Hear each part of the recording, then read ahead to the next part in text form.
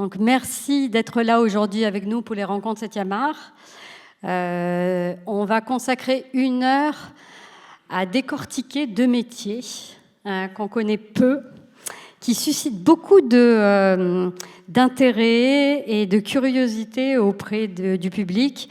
Alors, bien évidemment, des comédiens, évidemment, ils sont en première ligne, mais aussi du grand public. Je sais que vous avez peut-être aperçu ou vu la série Netflix 10%. Alors, je ne sais pas si quelqu'un l'a vu ici, 10%. Ah ben voilà. Donc 10%, c'est le reflet d'un métier. Bien évidemment, c'est complètement scénarisé et c'est très drôle puisque c'est joué par des vrais comédiens. Mais là, aujourd'hui, on a une vraie directrice de casting et un vrai agent artistique. Donc, on va essayer de dialoguer et d'expliquer un petit peu les enjeux de ce métier, comment ça fonctionne en Suisse et ce que c'est réellement. Et je pense qu'effectivement, ça peut non seulement susciter peut-être des envies de profession et aussi des réponses à des questionnements de la part des comédiens. Parce qu'en Suisse, bon, ça on va aborder ce sujet, Valentin est le seul. Voilà. Attends, ton micro. Le seul. Oui. Et directrice de casting, non, vous êtes plusieurs. Oui. Oui, bon, voilà. Donc, je vous les présente. Nina Prader, qui est directrice de casting. Bonjour. Et Valentin Cuandé, qui est agent de comédien. Voilà, donc merci d'être avec nous. Chaque année, on aime bien parler des métiers du cinéma. On pense que c'est important parce qu'on parle souvent des réalisateurs et on parle des comédiens, des grands comédiens, mais on ne parle pas des seconds métiers du cinéma. Et les seconds métiers du cinéma, en fait, c'est grâce à eux aussi que le film se fait. Et en l'occurrence, bien en amont du film, alors évidemment, on commence par le scénario, on commence par le réalisateur, mais après, il y a les comédiens. Voilà, et donc sans eux, en fait, il n'y a rien non plus. Donc on va discuter de tout ça. Donc bienvenue à tous. Et depuis quelques... Alors Mina, expliquez-nous en quelques phrases la définition de votre métier. En quelques phrases. Hein. Oui, promis. Donc je suis directrice de casting. Mon métier, c'est en quelque sorte des ressources humaines artistiques. Mon rôle, c'est de trouver les comédiens, comédiennes pour interpréter les personnages d'un scénario. C'est le plus court que je puisse faire. Oui, non mais c'est très bien. Alors, vous avez fait un master. D'ailleurs, on a dit qu'on se disait tu, hein, c'est plus sympa. Avec plaisir. Ouais. Tu as fait un master cinéma focus scénario à l'ECAL et à la Aide, et tu as réalisé un cours qui s'appelle Les Jours Rouges l'été dernier, et dont tu viens de terminer la post-prod, c'est ça? Oui. Donc, tu as 2 casquettes. Oui. Et Valentin, et d'ailleurs, un de tes comédiens est représenté par Valentin dans le court-métrage. Oui. Oui, on travaille souvent ensemble, donc aussi en tant que réalisatrice. Et tu as aussi officié pour le casting de Foudre de Carmen Jacquet, qui était un film suisse, Le procès du chien de Laetitia Deutsch et bien d'autres films, alors en France et en Suisse. Absolument. Je travaille sur des castings de courts-métrages, longs-métrages, séries aussi beaucoup ces derniers temps. Et là, par exemple, moi je suis franco-suisse, donc je travaille autant en France qu'en Suisse. Il y a 2 films suisses en salle en ce moment auxquels j'ai contribué, Abra le corps et Las Corrientes. J'ai participé au casting de ces 2 films, par exemple. Et donc, Valentin, toi, tu as travaillé en France, tu as travaillé à Paris avant de venir ici, et tu as créé une agence ici en 2022. En 2022, j'ai un peu commencé les réflexions autour de la création d'une agence. Je pense que ce serait plutôt 2023. 2023, qui s'appelle AAVC. Oui, c'est ça, Agence Artistique Valentin Cuandé. D'accord. Et donc, tu as travaillé en France dans aussi une agence pendant combien de temps? J'ai travaillé pendant 5 ans dans une agence qui s'appelait à ce moment-là Artmedia et maintenant Adéquate Artmedia. D'accord. Grande agence. Très grande agence. Tous les deux, pouvez-vous nous expliquer, on va commencer par toi, Mina, comment tu es arrivée à ce métier? Oui, volontiers. Je suis arrivée à ce métier à la fois totalement par hasard et à la fois pas du tout par hasard. J'ai fait des études de cinéma, donc le master à l'ECAL aide ici en Suisse. Et en sortant du master, j'avais besoin de travailler le plus vite possible pour gagner ma vie. Et je voulais travailler sur un plateau, parce que je n'avais pas d'expérience sur les plateaux de cinéma. Et le premier job que j'ai trouvé, c'était d'être assistante d'une chef de file, donc la personne qui s'occupe de la figuration. Et j'ai fait un film en tant qu'assistante à la figuration, et je me suis vite rendu compte que le plateau, ça me plaisait pas du tout, que j'aime bien dormir la nuit, et que j'aime pas être en colonie de vacances toute ma vie. Et donc, mais que par contre, travailler avec des comédiens, parce qu'il y a plein de comédiens qui font de la figuration, et même travailler avec des gens tout court, ça m'a immensément plu. Et donc, après ça, j'ai contacté plein de directrices de casting pour leur proposer mes services comme assistante. Et j'ai commencé à travailler comme ça, comme assistante auprès de Elsa Pharaon, qui est une directrice de casting française qui fait beaucoup de casting sauvage. Et après, j'ai fait mes propres projets comme directrice de casting. Donc ça, c'est le côté par hasard. Et pas par hasard, et c'est important pour moi d'en parler parce que j'ai aussi un bagage culturel qui m'aide énormément pour faire ce métier, c'est que mes parents font du théâtre, ma mère est comédienne, et donc j'ai fréquenté des comédiens, des comédiennes toute ma vie. Et petite, on m'a obligée à me prononcer sur le jeu des comédiens-comédiennes. Donc il y avait quelque chose de facile pour moi, ou de très familier en tout cas. Est-ce que tu as toujours été cinéphile ? Oui. Oui, j'ai vu. Oui, très jeune, adolescente. Enfin, c'était aussi parce que je me suis positionnée un peu en rejet du théâtre de mes parents dans l'adolescence, et donc je me suis complètement engouffrée dans le cinéma. Et avec l'idée que j'allais m'éloigner de mon milieu familial. Et en fait, je reviens aux comédiens et j'en suis tellement heureuse parce qu'à mes yeux, c'est le cœur de la dramaturgie, quoi. Des films. Et toi, Valentin, tu es arrivé à ce métier par quel biais ? Complètement par hasard également. Mais même au cinéma, à vrai dire, parce que je faisais des études qui n'étaient pas d'abord dans cette direction, et un très heureux hasard d'un échec m'a amené à me réorienter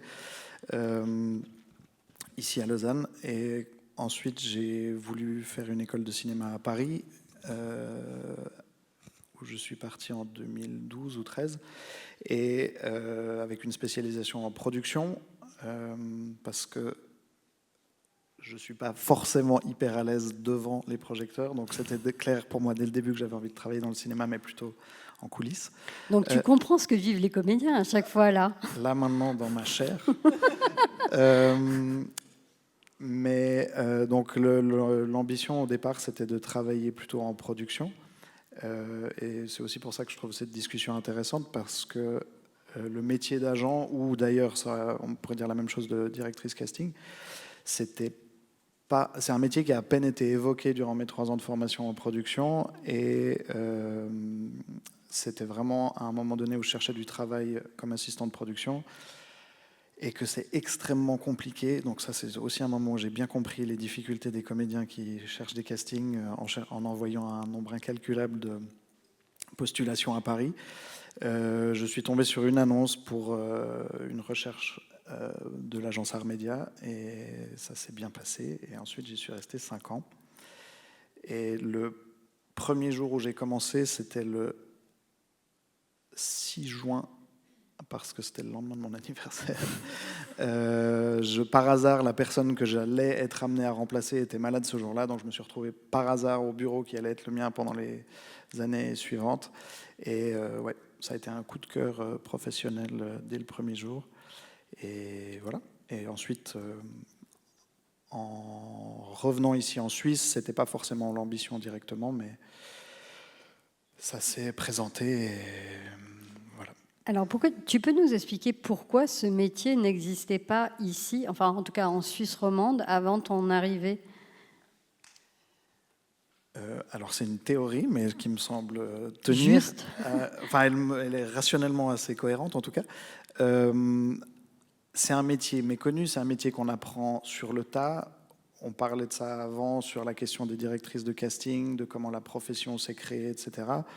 Pour les agents, il n'existe pas spécifiquement de formation. Il y a des gens qui viennent du droit, des gens qui viennent du casting aussi, différentes façons d'arriver par hasard en agence, mais c'est un métier qu'on apprend en agence en le faisant, et dans la mesure où il n'y a pas d'agence en Suisse, il n'y a pas moyen de s'y former, et donc voilà, ça... Il faut réimporter la compétence de l'étranger, ce qui n'est pas d'une évidence folle quand on commence à faire son trou à Paris, de se dire, tiens, si je revenais en Suisse et que je repartais de zéro à défricher seul contre tous. Donc, depuis que tu as créé ton agence, tu as combien de comédiens dans ton agence ?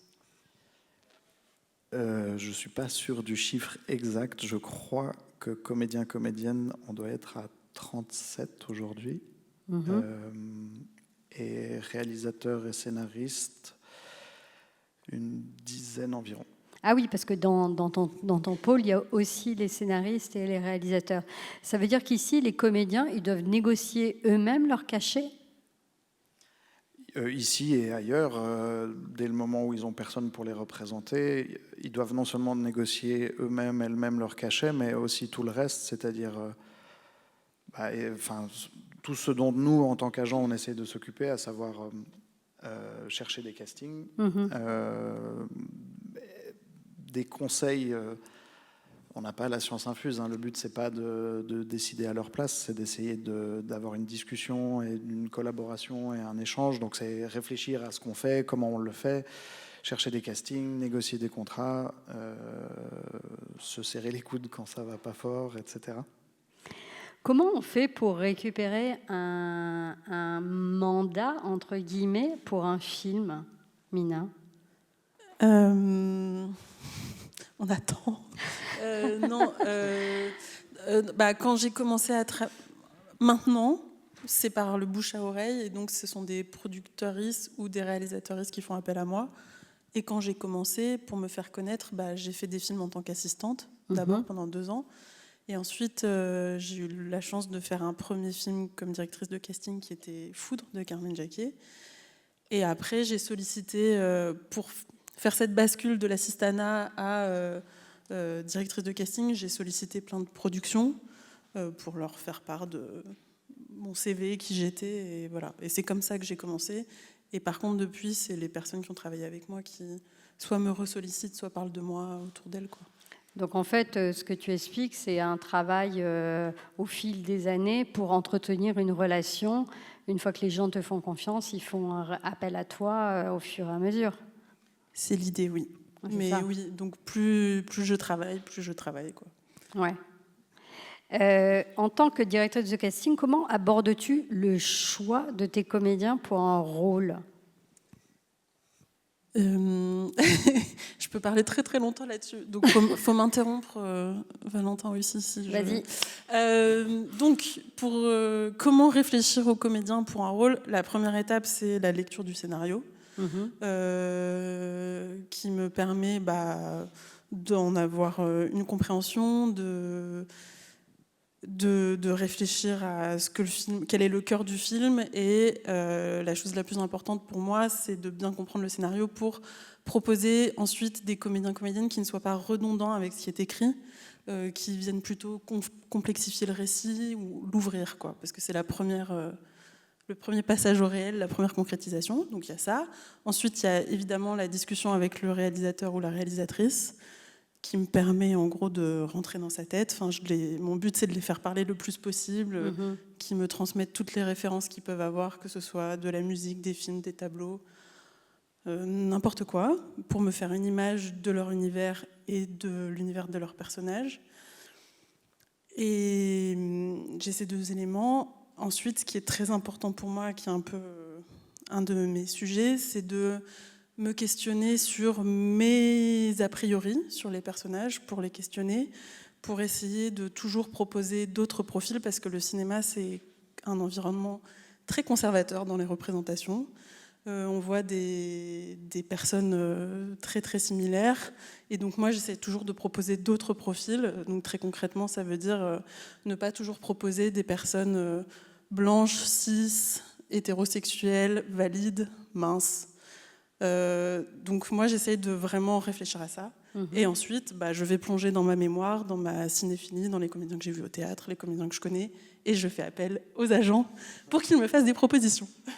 Alors, c'est à partir de ce moment-là que vous travaillez en fait en symbiose tous les deux. Idéalement, oui. Du côté des agents, ça peut, le premier contact avec les projets, il peut dépendre de la situation parce que, alors moi je suis seul dans mon agence pour l'instant, mais dans les années à venir, je suis sûr j'aurai des collègues une fois que je les aurai formés. On peut être au sein d'une agence dans laquelle un autre agent a été contacté par une production, une directrice, un directeur de casting. On se partage un peu les informations. On peut aussi représenter, ça pour le coup c'est déjà mon cas, des réalisateurs, des réalisatrices, des scénaristes. Je prends des exemples concrets de situations que j'accompagne en ce moment, des gens qui sont au tout début d'un projet, on est sur des synopsis de quelques lignes. Je suis au courant de ce qui se passe à partir de maintenant jusqu'au moment où plus concrètement le casting se fera. Mais l'échange avec les directrices et directeurs de casting, c'est quand même un endroit assez privilégié. Déjà parce que je pense que c'est à cet endroit-là qu'il y a le plus d'échanges qui se fait. Ça représente le plus grand nombre des échanges plutôt. Et en plus de ça, on est des deux côtés focalisés là-dessus avec nos mandats respectifs qui sont complémentaires, un peu contradictoires. Et ce que tu disais, Mina, non, mais c'est intéressant parce que toi, tu parlais déjà du fait que de ton côté, dans le projet, tu es une nouvelle personne qui arrive, qui vient challenger, interroger le projet. Et nous, d'une certaine manière, alors avec nos propres intérêts, des gens qu'on défend, mais c'est aussi un peu ça le but, c'est de revenir questionner. On peut recevoir des briefs, des fois très sommaires, de la part de directrices et directeurs de casting. On va comprendre quelque chose, ce sera peut-être un peu à côté, on va faire une proposition, elle sera peut-être pas tout à fait juste, mais peut-être que ça va ouvrir la discussion, changer quelque chose. Des fois, on a le scénario, des fois, on n'a pas le scénario, etc. Mais oui, c'est un échange. Ouais, c'est un échange hyper intéressant parce que moi je questionne le scénario et après par exemple si je parle avec Valentin de ma vision des personnages, il vient la questionner aussi, donc ça enrichit, ça ouvre des portes quoi, c'est précieux. Et toi Valentin, comment tu as choisi, quels ont été tes critères en fait pour choisir tes 37 comédiens ou réalisateurs et scénaristes? C'est une question complexe. Tu disais tout à l'heure que c'est d'abord tu rencontres les personnes, oui, que tu discutes avec elles. En Suisse, étant le seul agent, j'ai l'immense privilège d'être dans un échange qui est plus sain, à mon avis, que ce que j'ai pu voir en France, où c'est certes infiniment plus professionnalisé, la branche, l'industrie, plus structurée, mais le revers de la médaille, c'est que c'est aussi saturé et extrêmement concurrentiel. Et que donc les agents, en début de carrière, ils vont essayer de trouver les jeunes à potentiel les plus intéressants, etc. Mais dans une forme de concurrence qui pousse à, entre guillemets, presque sécuriser un talent avant même de s'être trop posé des questions. Ici, je suis seul dans ce métier, donc j'ai encore une fois la chance de pouvoir essayer de faire différemment. Et ouais, ça passe par des discussions, on se rencontre une fois, deux fois, on laisse du temps passer. Je crois qu'on en parlait aussi. C'est sympa de se rencontrer dans le travail, donc de voir.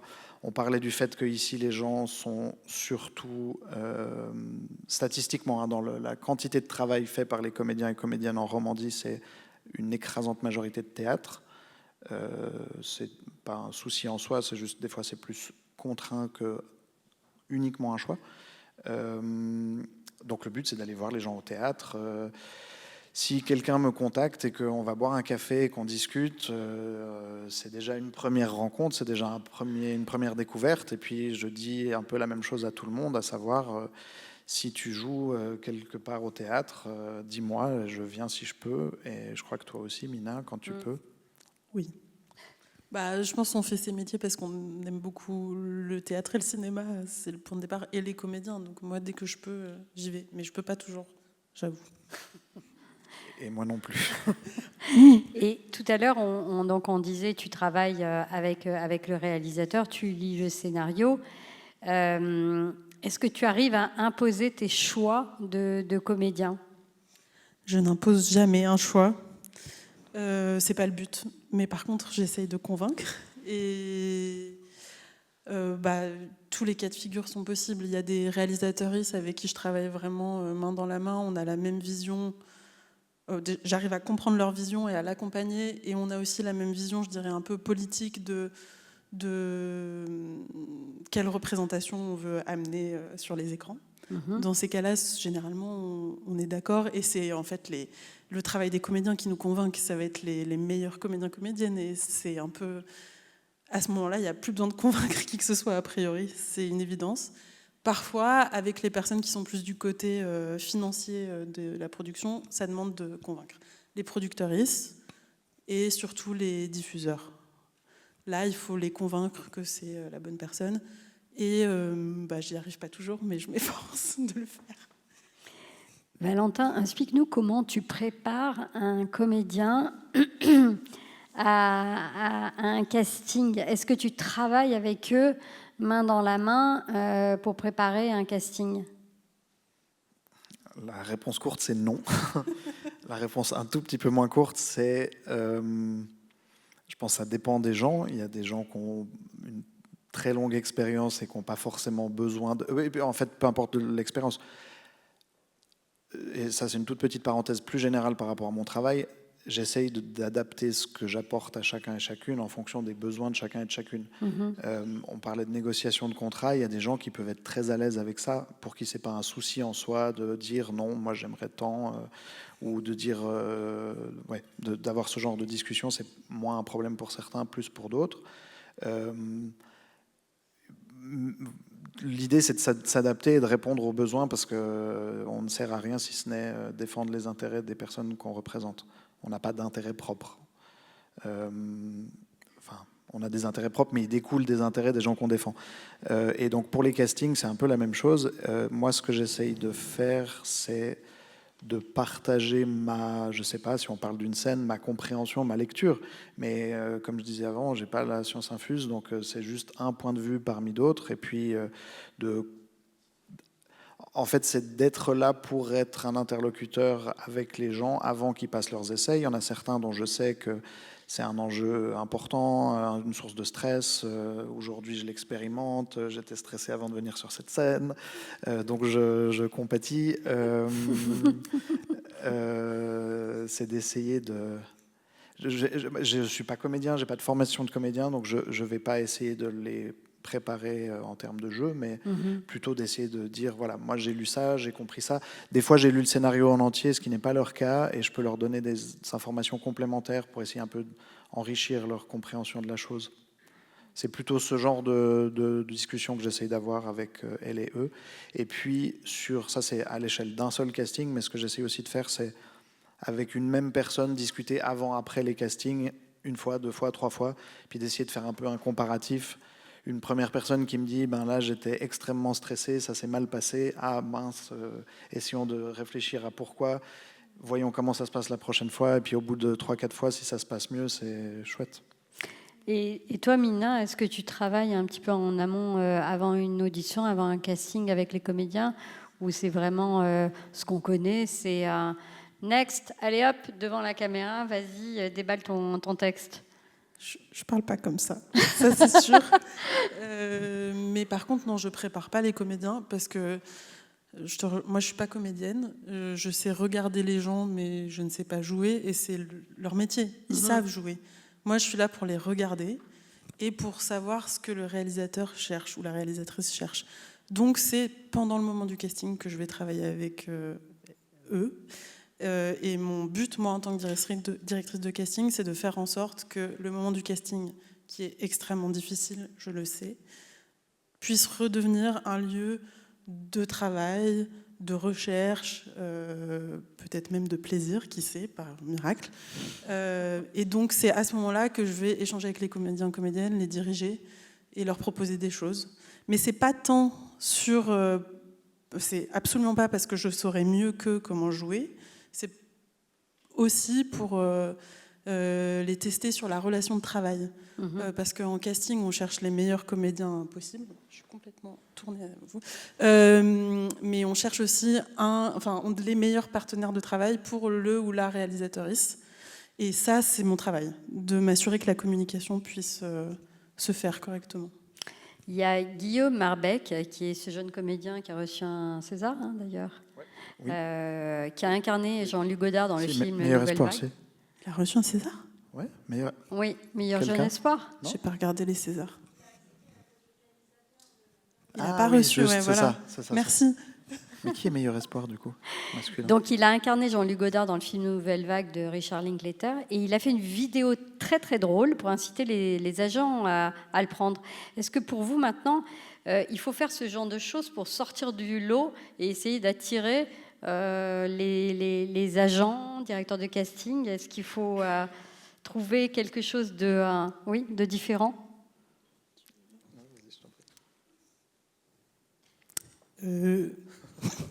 Oui et non.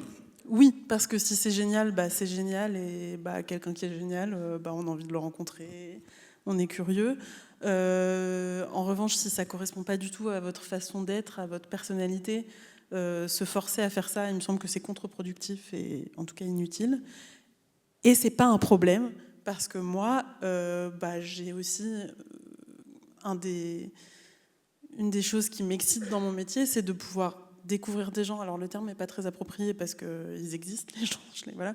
Mais d'aller chercher. Moi, j'ai ce goût-là, cette patience-là. Donc je vais dans les écoles, je vais chercher des très jeunes comédiens. Donc, j'ai pas le sentiment qu'il faut qu'on me serve tout sur un plateau ou qu'il faut qu'on attire mon regard pour que j'aille voir.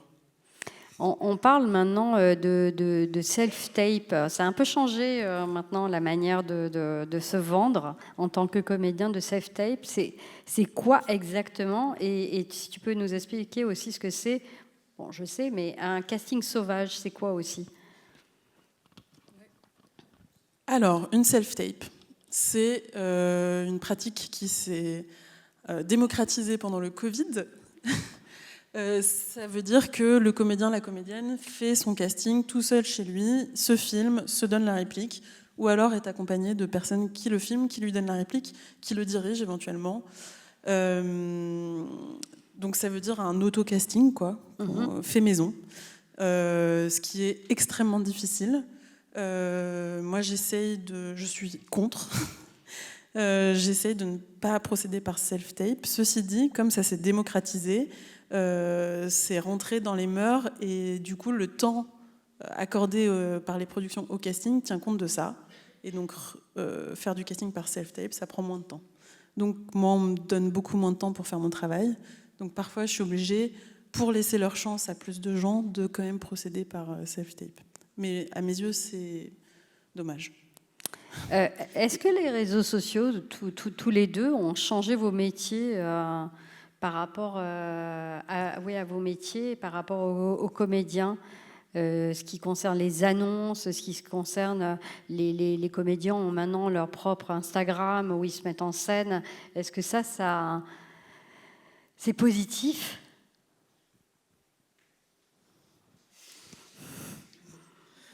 On se lance dans le procès des réseaux sociaux comme ça. Vaste sujet. Non.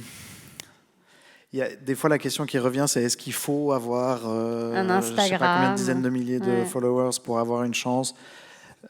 J'ai l'impression que ça peut, dans certains projets, être un élément qui peut jouer en votre faveur si vous l'avez éventuellement, blablabla. Mais heureusement, j'ai pas l'impression que ce soit un facteur vraiment déterminant, ou alors marginalement. Et en tout cas, en ce qui me concerne, pour moi, ça n'est absolument pas un élément que je prends en considération du tout. Et je suis pas sûr que ça ouvre... ce qui est sûr, c'est que ça ouvre pas toutes les portes, et je suis pas sûr que ça ouvre les portes les plus intéressantes, peut-être. Après, tu parlais des financiers. Oui, ça va cocher certaines cases pour certaines grilles de lecture. Mais en même temps, enfin, c'est une des possibilités que les comédiens, comédiennes en Suisse comme ailleurs peuvent avoir pour gagner de l'argent autrement, c'est de faire de la publicité. C'est un peu un parallèle qu'on peut faire. Faire de la publicité, ça peut être limite plus vu qu'un film que vous avez pu faire, mais c'est pas forcément la bonne façon d'être vu. Les réseaux sociaux, ça peut aussi avoir ce double effet.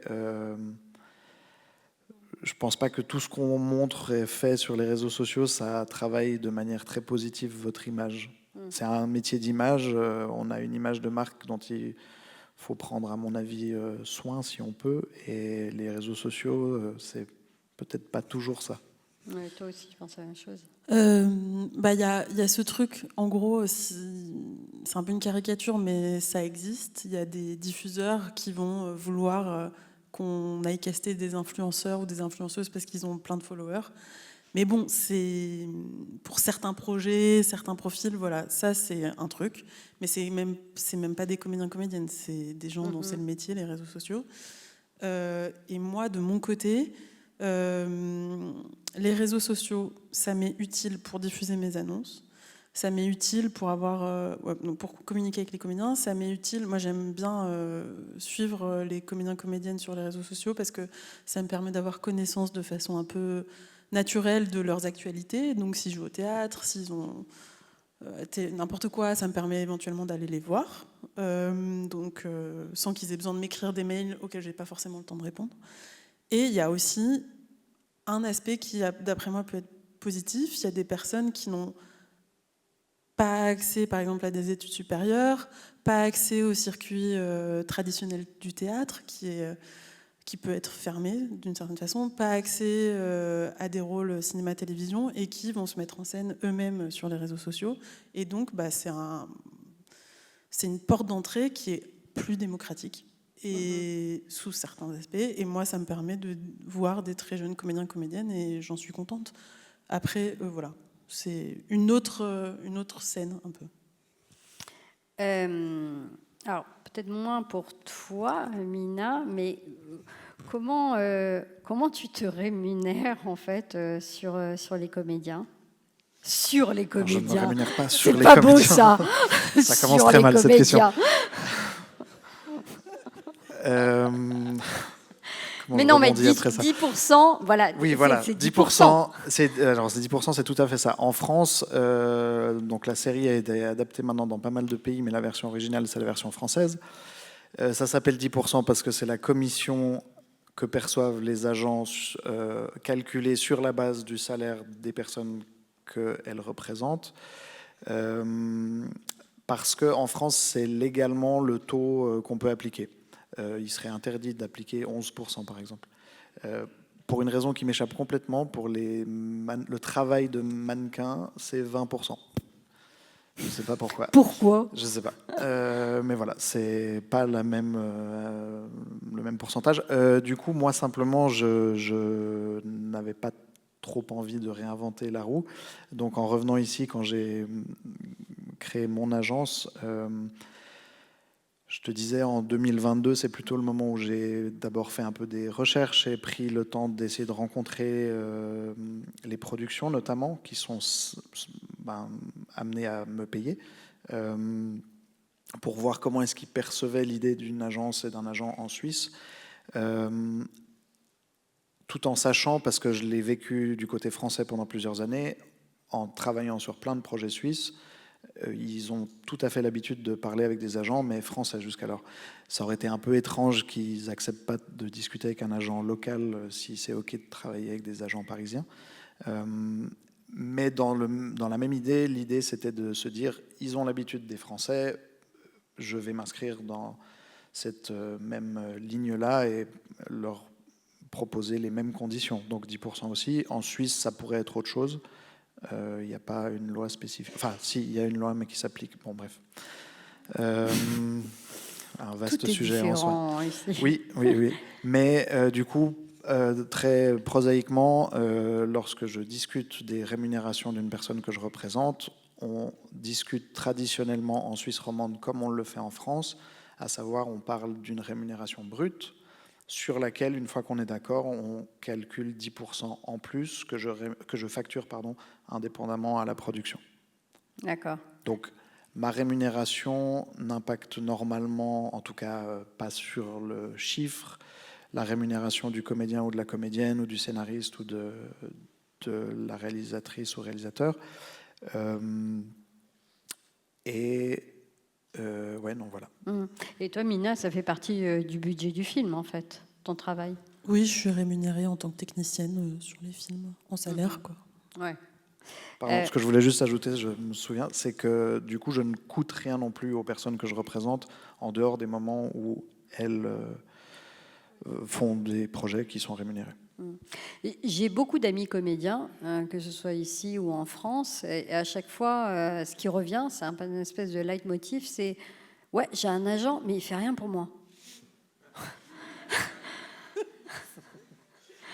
Alors j'espère que les gens avec qui je travaille ne diraient pas ça de moi, ou pas trop en tout cas.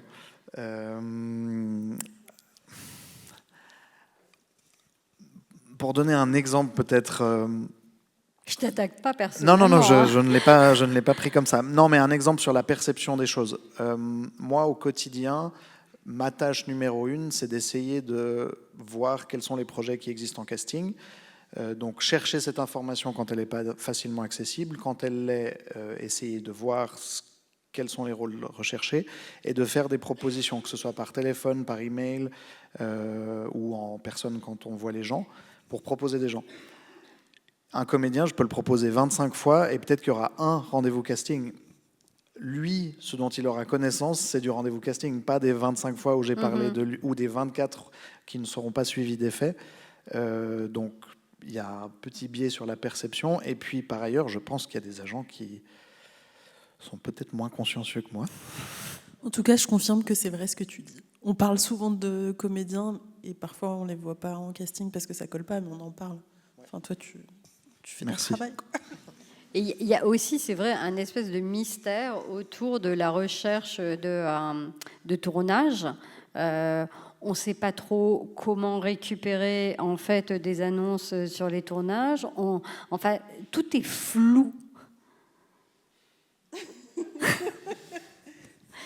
C'est bizarre.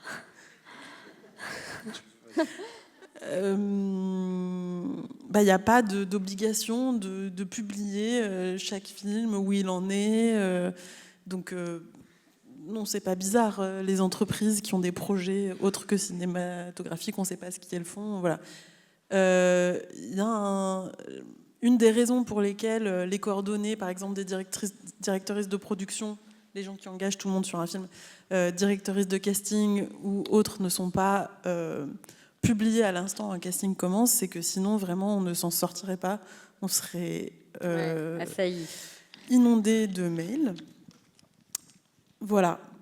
Ceci dit, c'est, à mes yeux, une des raisons d'être des agents.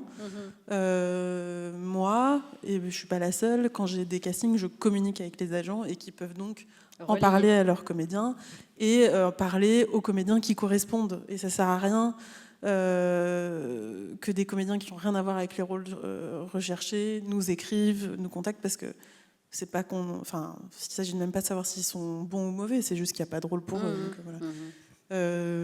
Donc à mes yeux, c'est vraiment à ce titre aussi que les agents sont hyper utiles, parce que moi, je ne peux pas balancer mes coordonnées à tout le monde tout le temps, sinon je m'en sors pas. C'est bêtement arithmétique. Moi, je représente 47 personnes. Si les 47 individuellement contactent Mina, c'est 47 interactions à avoir par mail ou téléphone, alors que moi, je peux en avoir une au nom des 47 personnes avec elle. Il y a aussi un sujet qu'on voulait évoquer tous les trois, ce qui nous semble très important. La une de Télérama en France, ça fait parler d'elle il y a 2 semaines, avec cette légende. Où sont les nouvelles têtes en photo multipliées par 100? Alors, Pierre Minet, Gilles Lelouch, Dujardin, Camille Cotin, Adèle Exarchopoulos, bref, toutes les têtes d'affiche du cinéma français qu'on voit en permanence. Qu'en pensez-vous de ce manque de diversité des comédiens et des comédiennes en France ?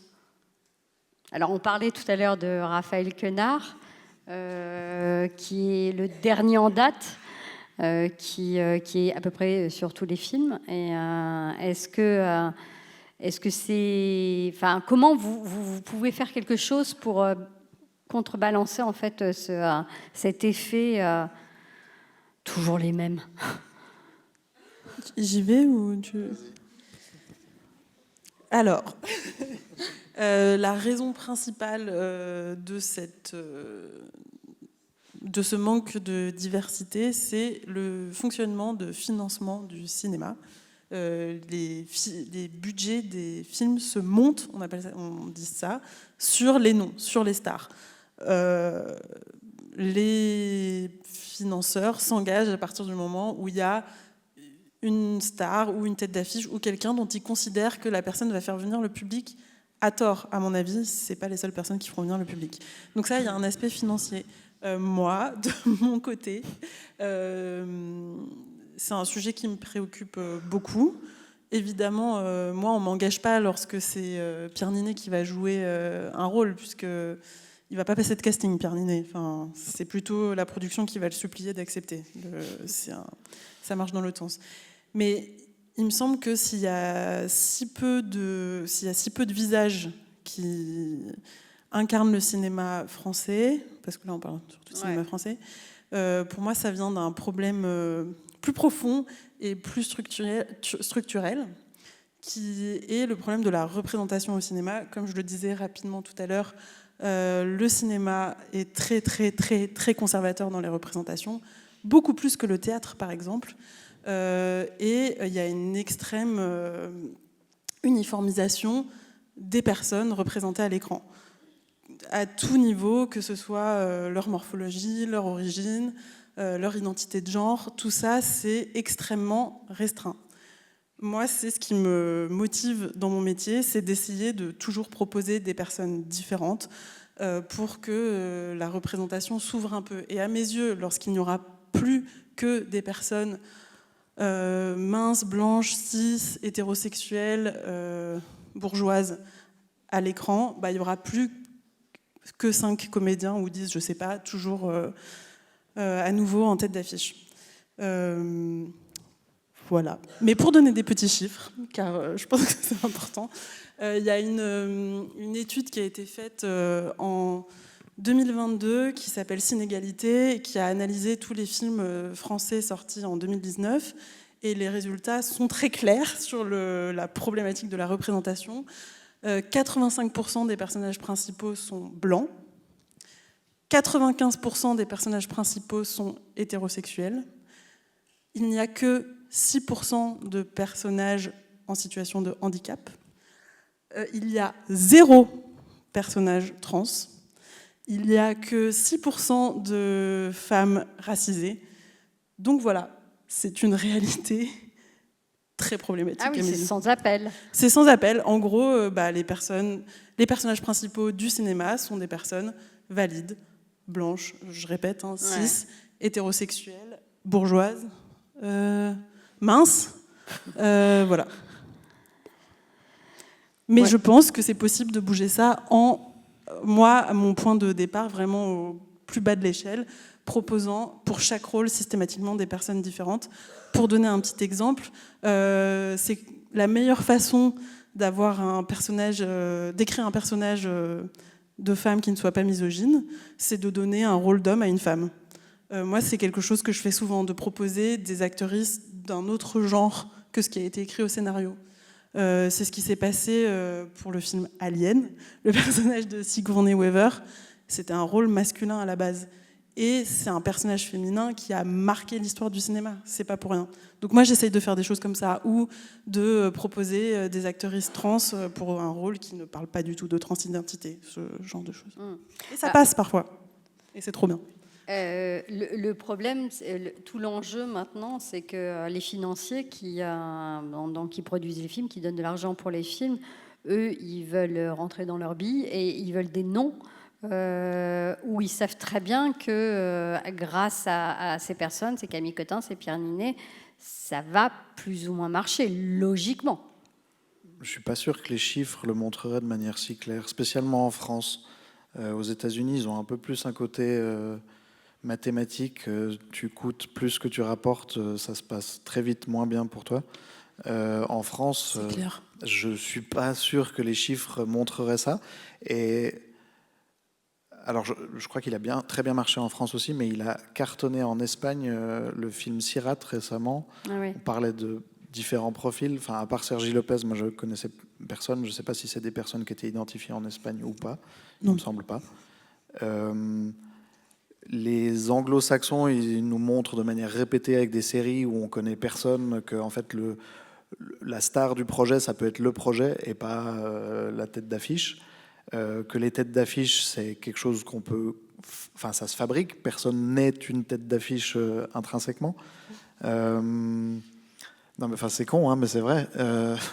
Des fois, des producteurs, productrices nous disent oui, mais là, pour ramener la problématique un peu en Suisse, oui, non, mais en Suisse, il n'y a personne de connu, d'identifié. Oui, mais certes, mais dans ce cas-là, créons les conditions d'émergence de profils et faisons confiance à des gens pour essayer d'accéder à ce statut-là.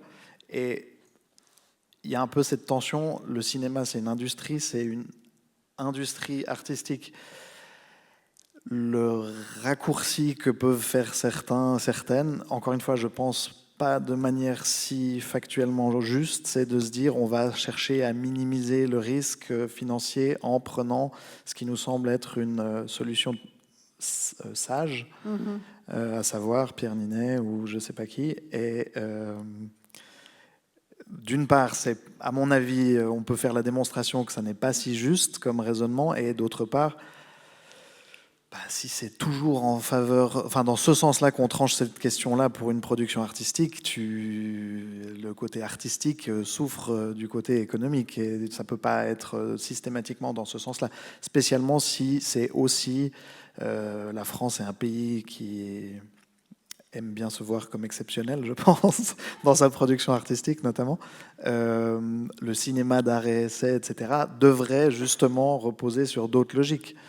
Devrait interroger ça, mais c'est aussi à nous en tant que spectateurs et spectatrices de se poser cette question-là, de ne pas aller voir un film uniquement parce qu'il y a une tête d'affiche. Je trouvais ça rigolo dans la programmation ici à Lausanne, entre les deux salles Pathé, le Flon et les galeries, d'avoir un film de Paul Thomas Anderson qui était au Flon, et à mon avis parce qu'il y avait Leonardo DiCaprio en tête d'affiche. Je trouvais ça rigolo comme ça, je switchais sur une salle qui est peut-être sur des un peu plus blockbuster grand public, et où la bascule s'était faite autour du nom, ce qui dit aussi quelque chose de la perception du public, de tiens, on va voir un film avec DiCaprio. Bon, en l'occurrence, il s'avère que c'est un film d'un très très très grand cinéaste, donc c'est plutôt chouette aussi, mais voilà, en tant que spectateur et spectatrice, on a aussi une responsabilité peut-être d'aller voir des films pour eux-mêmes et pas juste pour les têtes d'affiche. Si je peux me permettre de compléter à ce sujet, cette problématique de tête d'affiche, elle concerne essentiellement des projets commerciaux ou des séries ou des films qui ont des gros budgets, donc où il y a des enjeux. Mais en fait, il y a plein de films qui peuvent échapper à cette logique parce que c'est des films à petit budget et qui n'ont donc pas besoin d'un financement énorme qui repose sur une star. Et à titre personnel, c'est les films sur lesquels je préfère travailler parce qu'on cherche vraiment les meilleurs interprètes possibles pour les films. Et ces films, ils existent. Voilà. Il y a un lieu de résistance. En tant que comédien suisse, on doit impérativement s'expatrier en France pour faire décoller sa carrière. Non, mais impérativement non. Puis il faudrait se poser la question de ce que ça veut dire faire décoller sa carrière. Je ne sais pas. Non, mais est-ce que c'est d'un point de vue matériel, financier? Est-ce que c'est de vivre de son travail? Il y a plus d'opportunités, mais en même temps, il y a plus de personnes sur le marché. Donc, c'est... Ouais.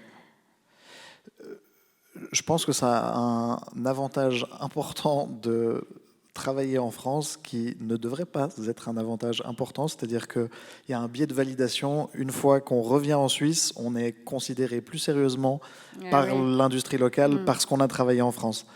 Ce que je vois pas vraiment la raison. Si on était intéressant comme profil pour des rôles, ça aurait dû être le cas avant même de partir en France. Par contre, ce qui est vrai, c'est que oui, juste en termes de nombre de projets, il y en a plus en France. C'est intéressant de travailler en France, mais si on en a la possibilité, c'est intéressant de travailler n'importe où, je pense. Absolument. Moi, je trouve qu'il n'y a plus de frontières maintenant. Il y en a moins. Je pense aussi, on parlait de casting avant, il y a de plus en plus des plateformes internationales qui existent sur lesquelles moi je peux envoyer des propositions pour un casting qui est fait à New York pour un projet qui se tourne en Thaïlande. Il y a quelques années, c'était moins le cas. Aujourd'hui, c'est possible. Donc, c'est vrai, ça dépend des langues qu'on parle, des profils qu'on a, mais c'est sûr que c'est intéressant de pouvoir travailler en France. D'ailleurs, là-dessus, je rebondis. La Suisse est quand même un pays multilingue. Est-ce que c'est un avantage pour un comédien ici en Suisse? Oui. Je pense que Valentin et moi, on a parlé de ça la première fois qu'on s'est rencontrés. Quand Valentin allait créer son agence, je pense que ça permet aux comédiens francophones de travailler dans le reste de la francophonie. Il y a beaucoup de liens avec la Belgique aussi, beaucoup. Et aux comédiens germanophones de travailler en Allemagne. Mais par exemple, moi je regrette qu'il y ait si peu de liens entre la Suisse germanophone et la Suisse francophone. Les comédiennes circulent très peu entre les deux. Cela alors qu'il y a quand même beaucoup de comédiens qui maîtrisent très bien l'autre langue. Et moi, j'ai tout de suite dit à Valentin, moi j'ai trop envie que ça change ça, parce que j'essaie toujours dans mes castings en Suisse romande de voir des comédiens suisses alémaniques, parce que c'est quand même c'est un petit pays, pourquoi ne pas profiter de toute la richesse des interprètes? Et ça fonctionne pas trop. Mais Valentin a plein de super comédiens, comédiennes qui sont suisses alémaniques aussi. On essaye un peu, quoi. Ouais, mais c'est pas général comme réaction, la tienne, à savoir de se dire « Ah, cool, intéressant ». J'imagine que toutes et tous, on connaît des gens dans notre entourage plus ou moins proche qui ont un accent quand ils parlent en français, quel qu'il soit. On est un pays multilingue, mais aussi assez multiculturel, avec plein de gens qui ont des origines linguistiques diverses. Tu parlais des représentations et du conservatisme de la perception, enfin de la conception de ces représentations. En Suisse, ça me paraîtrait pas révolutionnaire de se dire tiens, on va mettre un rôle d'une personne suisse-alémanique pour un rôle francophone qui parlerait avec un petit accent. Pourtant, clairement, dans les discussions, si on le propose, les gens sont là ah non, mais le personnage est pas suisse-allemand. C'est fou, mais c'est vraiment très fermé, quoi. Mais ça va évoluer. Non, mais pour, pareil, un peu d'optimisme et de résistance, je ne sais pas si c'est le mot là, mais il y a tout un tas de situations comme ça qui sont juste telles qu'elles sont. Enfin, c'est un peu le statu quo. Et si elles n'ont pas bougé, c'est parce qu'il n'y a pas eu une réflexion un peu profonde sur le sujet. Le fait que des personnes comme Mina ou moi, et certainement d'autres personnes, interrogent ça et discutent de ça avec les productions, les réalisateurs, réalisatrices, ça va forcément amener les choses à bouger. Oui, vu que toi, tu as des comédiens germanophones, et moi, je les vois en casting, donc ils vont... Merci. C'est quoi pour susciter peut-être des envies de vous lancer dans cette profession, vous, le public? C'est quoi les principales qualités pour vous de métier? Moi, j'ai préparé ma réponse à cette question, donc je peux répondre. Pour être directrice de casting, je pense que les principales qualités, c'est de la curiosité, de l'empathie, essentiellement, et de la débrouillardise, parce que j'ai pas parlé du casting sauvage tout à l'heure, mais notamment ça demande d'oser aller parler un peu à tout le monde tout le temps, quoi. Et juste un mot sur l'empathie, parce que j'en ai pas parlé jusqu'à présent.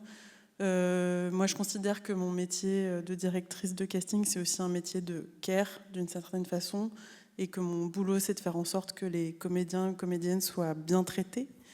et de m'assurer qu'ils soient regardés, respectés et dans leur intégrité, et qu'on les aide à ne pas passer des moments trop difficiles en casting. Et toi, Valentin? Je pense qu'il y a pas mal de versions d'agents différents, mais pour la version que, en tout cas, moi j'aimerais être, curiosité clairement, empathie aussi. Je fais pas le même métier que les gens que je représente, mais mon rôle c'est d'essayer de me mettre un peu à leur place pour comprendre. Ça me permettra de mieux aussi les défendre si j'essaye de me mettre à leur place. Avoir le goût des gens, probablement, simplement, d'aimer parler avec les gens. Les gens qui me connaissent savent que j'aime trop parler. D'aimer parler avec les gens, d'aimer rencontrer des gens, d'aimer le cinéma, le théâtre, d'avoir envie de se battre pour les autres. Et ouais, je pense que c'est déjà pas mal. En 2026, donc cette année, il y a une nouvelle catégorie aux Oscars qui a été créée. C'est celui de l'Oscar de directeur de casting. C'est une première, c'est génial. Il faudrait qu'on suive aussi sur les autres cérémonies de prix? Oui, c'est une bonne reconnaissance pour le métier, qui n'est pas du tout encore là en Suisse, c'est clair, et en France non plus, par exemple. Il n'y a pas de... Il y a des grilles de salaire syndicales dans les métiers du cinéma. Pour chaque poste, directrice de casting, ça n'existe pas dans ces grilles salariales. Je ne me l'explique pas. Il n'y a pas de récompense non plus. C'est un métier qui en Suisse, clairement, est en train de se développer, qui n'existait pas il y a 10 ans, et qui est en train en Suisse romande, et qui est en train de se développer. Et même en France, où ça existe depuis, on se disait, peut-être 70 ans ou 60 ans, ça n'a pas la même reconnaissance que d'autres postes de techniciens du cinéma. Mais ce n'est pas les seuls métiers. C'est pareil, il n'y a pas de prix pour les premiers assistants mise en scène, qui est un métier tellement difficile et tellement indispensable. Voilà, ça n'existe pas non plus. Donc, Oui, et tout à l'heure, c'est vrai, on a parlé des self-tapes, mais on n'a pas parlé du casting sauvage. Tu nous expliques ce que c'est exactement? Oui, alors non, c'est pas sauvage. C'est bienveillant. D'ailleurs, pourquoi ça s'appelle comme ça? Je ne sais pas. En anglais, on dit street casting, ce qui est un peu mieux, mais pas très vrai non plus. Mais en gros, du casting sauvage, c'est lorsqu'on caste des personnes qui ne sont pas comédiens ou comédiennes de formation. Donc c'est le cas quand il s'agit d'enfants ou d'adolescents, puisque évidemment leur métier c'est enfant. Et c'est le cas aussi si on caste n'importe qui, par exemple des professions particulières ou tout type de personnes qui ne sont pas comédiens, comédiennes. Donc là, moi j'ai commencé en faisant du casting sauvage. Je fais autant casting sauvage que casting classique maintenant. Ce qui est particulier dans le casting sauvage, c'est que le rapport de force est inversé. Les comédiens, comédiennes, ils veulent faire des films. Les gens qui ne sont pas comédiens, comédiennes, ils ne veulent pas faire des films. Et moi, j'adore parce que du coup, c'est à moi de les convaincre, de leur donner envie. Et ça fait du bien un peu de re-questionner les rapports de force. J'avais fait une rencontre avec Kessie Motéclin. Et justement, lui, il a été découvert sur un casting sauvage. Il courait, je crois, pour le marathon de Lausanne. Et c'est comme ça qu'on l'a repéré. Et il avait 12 ans à l'époque. Street casting. Voilà, street casting. Un enfant, les enfants, c'est que du casting sauvage. Sauf aux États-Unis, évidemment, où il y a vraiment des enfants acteurs, et au Royaume-Uni aussi. Mais en France et en Suisse, pas du tout. Et dans ces cas-là, c'est... des événements sportifs, des associations, des écoles de théâtre, tout ça. Avant de vous passer la parole au public, moi je me suis régalée en regardant 10%. C'est une caricature, mais qui n'est pas forcément une caricature pour moi. Non, pas du tout une caricature. Ça a été créé par un ancien agent Dominique Besnéard. C'est ça, qui était agent avant que j'y arrive, mais donc chez Armedia aussi. Et directeur de casting. Et directeur de casting. Ouais. Et donc ensuite producteur. Il sait très très bien de quoi il parlait. C'est très juste. Forcément, après, le but, c'est d'en faire une fiction intéressante, donc c'est romancé. Et puis, ça se concentre forcément plus sur un certain type de comédien, comédienne. C'est un peu une lapalissade, mais concrètement, le travail d'accompagnement d'une... On parlait d'anecdotes, de questions de maquillage, coiffure, mais le travail d'accompagnement d'une personne considérée comme une star ou d'un jeune ou une jeune comédienne en début de carrière, c'est limite pas le même métier. Du coup, 10%, ça parle beaucoup de ça, et moins du côté peut-être très ennuyeux de faire des castings de petits rôles et de préparer des longs mails récap, etc.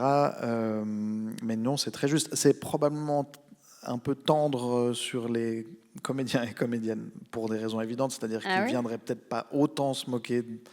Ça reste gentil, et surtout ça se concentre peut-être moins sur les aspects les plus peut-être un peu mesquins.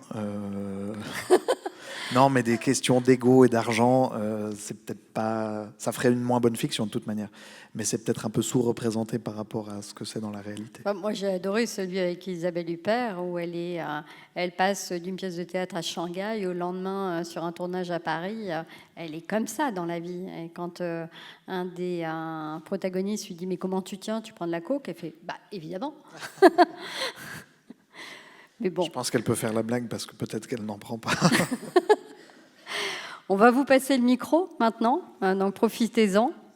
Si vous avez des questions, allez-y. Oui, monsieur devant. Bonjour, d'ailleurs je suis enchanté de vous rencontrer en présentiel. Merci Karine pour les super questions d'ailleurs. Merci. Et puis, je suis comédien, je pense comme 90% de la salle. On n'entend rien. Je suis comédien, en fait, comme 90% de la salle. Il est comédien. Comme 90% Oui, de la salle. pardon. Et du coup, je disais, j'ai toujours un CV dans ma poche arrière. Si je vous le donne, est-ce que vous le jetez à la poubelle en sortant d'ici ou vous prenez le temps de l'étudier? On crache dessus, on le roule en boule. Non, mais, bah non, mais évidemment. Enfin, je sais pas. Ok, merci. On a une sale merci. image. Valentin, j'ai pas de réponse de ta part. La même question. Non, ça veut dire que déjà tu te balades avec 2 exemplaires de ton CV. C'est honnêtement plus facile aussi de le conserver, de l'envoyer par email. Très honnêtement. Oui. Oui, mais je préfère la façon un peu archaïque quand même du papier. Et je me dis que peut-être que vous allez l'utiliser pour caler un bout de table, un peu bancal. Et puis un jour, vous allez le retrouver, vous allez dire, tiens, pour ce rôle-là, peut-être qu'il peut correspondre. Non, mais pour te répondre sans blague, pardon. Je me permets de te tutoyer parce qu'on a échangé, mais je devrais peut-être pas, pardon. Aucun problème, j'accepte totalement. Merci. Pour te répondre, je pense que le CV en papier, je le regarderai, mais qu'il n'aura pas grande utilité. En revanche, s'être dit bonjour, s'être vu, que tu me redises ton prénom, ton nom, je t'ai déjà vu en photo, en vidéo, on a déjà échangé des mails. Te voir en vrai, ça bien sûr, ça imprime dans ma mémoire, c'est chaleureux, c'est humain, ça compte. Voilà. Trop bien. Sinon, les mails, c'est bien. Et pour l'anecdote, chez Armédia, on utilise les Césars pour caler les portes. Pouh Mic drop. Ça va venir, ça va venir. J'ai plus ce privilège. Un quartz. Plus fragile qu'un César, un quartz. Bonjour. C'est une question pour Mina. C'est une question. Je connais pas du tout comment ça se passe pour vous, mais en fait, quand vous êtes mandaté pour un film par le réalisateur, vous devez vraiment en fait trouver tous les rôles pour ce film. C'est vous qui allez être en charge de trouver tous les comédiens. Et donc en fait, il va y avoir ce panel où vous allez peut-être avoir 3-4 profils complètement différents pour chaque rôle de comédien, et puis voir comment ça va se passer. C'est un peu ça votre processus. Et aussi, ça fait que pour le coup, vous avez quand même votre banque en tête des acteurs avec qui vous avez déjà travaillé, déjà placé, avec qui vous avez déjà une relation personnelle, pour les amener sur certains castings, non? Enfin, vous les contactez déjà en tout cas. Alors, Ça dépend des projets. Parfois, je caste tous les rôles. Parfois, je caste que les rôles principaux. Parfois, je caste que les rôles secondaires. Parfois, que les enfants. Donc ça dépend. C'est un moment de négociation de contrat ou de disponibilité. Donc voilà, ça dépend. Et évidemment, alors lorsque je réfléchis à quel comédien, comédienne je vais proposer pour les rôles, j'ai plusieurs sources. La première, évidemment, c'est les personnes que je connais déjà. Et donc, je ne vais pas prétendre que ça compte pas. Enfin, comme je disais à l'instant, quand je connais un visage, il est plus présent dans ma mémoire. Je crois que c'est humain.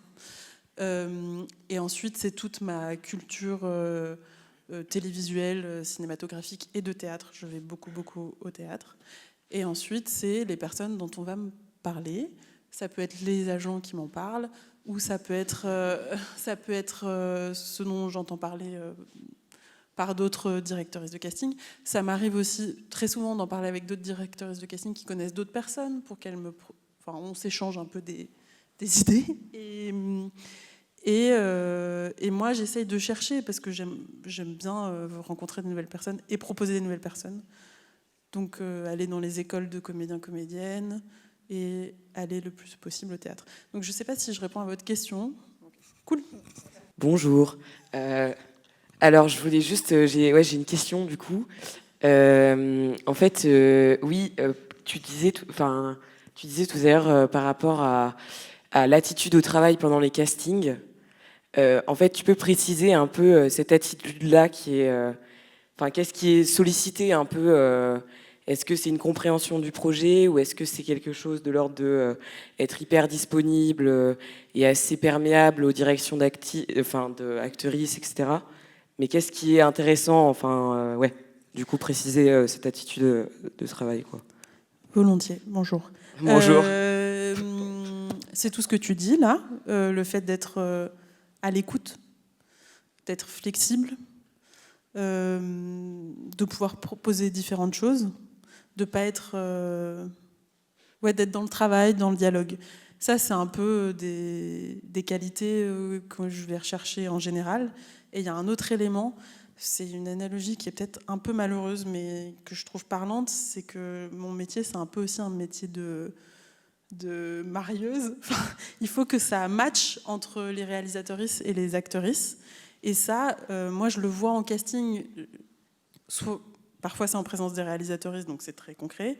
Parfois pas, je me dis, est-ce que la communication va être facile ? Est-ce que c'est des personnes qui vont pouvoir travailler ensemble, etc. Mais ça, disons que c'est une réflexion que j'ai. À la fin du casting, je me dis pas, impossible, ces deux personnes n'iront pas ensemble. J'ai une intuition et j'en parle ensuite aux réalisatrices en montrant les essais. Okay. Donc ça, c'est plus un truc de match de personnalité ou de, quand même, pour vous dire, peut-être que c'est bon à savoir pour les comédiens, comédiennes, les réalisatrices, avant d'arriver en casting, 99% du cas, ils sont hyper stressés, ils ont hyper peur, pour eux aussi, il faut performer, et ils ont des insécurités, elles ont des insécurités, et je pense qu'il y a certains comédiens, comédiennes qui vont mettre à jour ces insécurités, et d'autres qui vont faire qu'elles ne vont pas exister. Voilà, c'est ça. Ok, d'accord, super. Merci beaucoup. Cool. Merci. Bonjour, déjà Léa, enchantée. Je voulais vous dire merci aux deux d'avoir été super honnêtes sur les sujets abordés, parce que c'est pas toujours facile, je pense. J'avais une question pour vous, Mina. Pour les self-tapes, vu que c'est très d'actualité, généralement, quand on reçoit une self-tape, on nous dit présente-toi pendant 1 minute. Comme ça, comme vous disiez, vu qu'en présence, on peut être un peu nous-mêmes, je pense que c'est le moment important où on peut un peu pouvoir montrer notre personnalité. Et ensuite, on a généralement une scène où on a 1 ou 2 minutes. Des fois, en tant que comédien, c'est dur de se re-regarder et de savoir à laquelle je dois montrer, celle-là c'est mieux, celle-là non. Et aussi, des fois, on ne nous dit pas exactement ce qu'on cherche. Et généralement, des fois, j'en ai 2 que j'aime beaucoup. Et comme vous disiez que vous n'avez pas beaucoup de temps et qu'on se rend compte qu'il y a tellement de self-tapes, est-ce qu'on a meilleur temps d'en envoyer 2, qu'on aime bien, ou 1, ou vous avez un peu go with the flow, il n'y a pas vraiment de manière de faire ? Bonjour et merci pour cette description de ce qui se passe quand on doit faire des self-tapes. C'est exactement ça. Alors, pour la vidéo de présentation, j'ai une réponse très claire, c'est mon avis, hein, mais il faut être le plus spontané possible. Donc, vous la faites en one shot et vous la re-regardez pas, ça sert à rien, et vous l'envoyez. Parce que sinon, vous allez la faire 12 fois et ça perd de son naturel. Et il n'y a pas de bonne ou de mauvaise réponse dans une vidéo de présentation. Moi, ma recommandation, c'est de le faire, si possible, dehors, limite en bougeant et vraiment en selfie, quoi. Le truc le moins Préparer. Ouais, le moins préparé et le moins rigide, quoi. Voilà. Donc, ne vous infligez pas de les revoir. Pour ce qui est des scènes, vous êtes un peu obligé pour faire le tri. Et moi, je trouve c'est bien d'envoyer plusieurs prises. Parce que ça me permet de voir ce dont je parlais juste avant, que c'est possible de faire différentes propositions.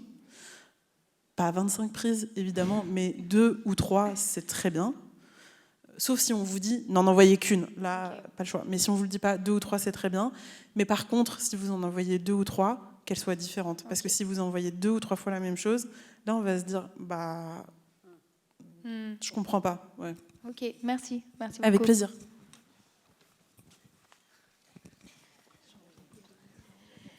Juste, on va prendre les 2 dernières questions parce qu'après, il y a Sandrine Kiberlin qui vient pour faire sa rencontre. Et il va falloir qu'on sorte et que le public rentre. Donc, les 2 dernières questions, allez-y. Bonjour, je suis là. Bonjour. C'est une question pour les deux. On a beaucoup parlé du coup de manque de diversité, etc. C'est vrai que moi, dès que je suis dans des espaces de cinéma, on n'est pas très nombreux, on va dire, au niveau des minorités. Ma question est, vous, de votre côté, est-ce que vous pensez que ce manque de diversité, ça vient du fait que vous ne recevez pas assez de candidatures de personnes qui font partie de ces groupes-là, ou vous recevez quand même, et puis ça ne correspond pas, ou il n'y a pas assez d'offres d'emploi?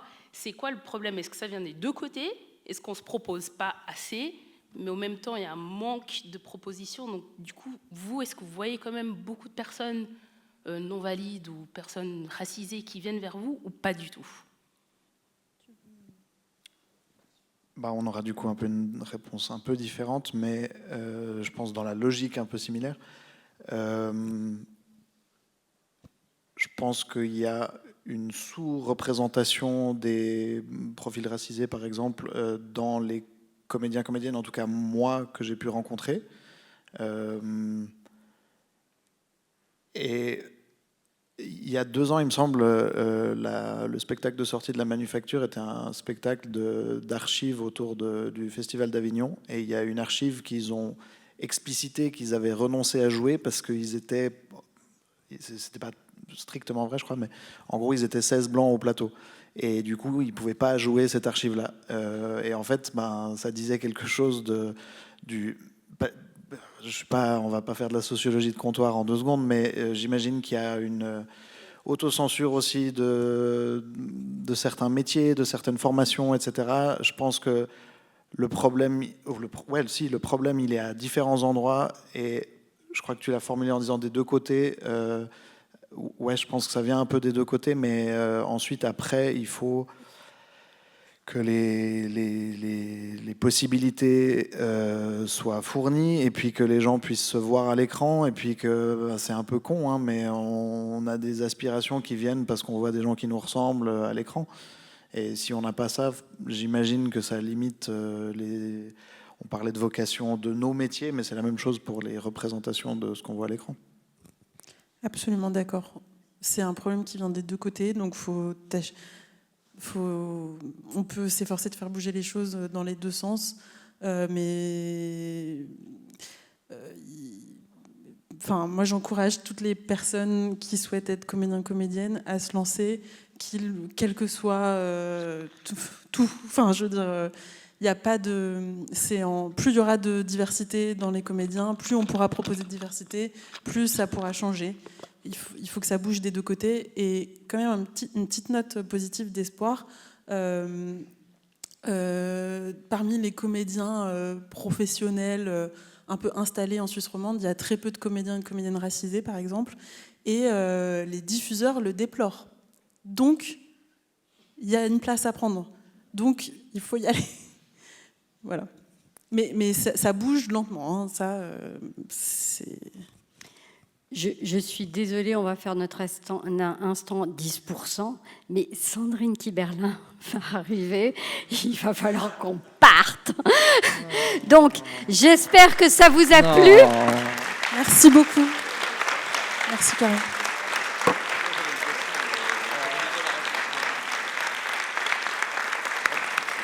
Je remercie vraiment chaleureusement Valentin et Mina de nous avoir parlé avec justesse de leur métier et beaucoup de vérité.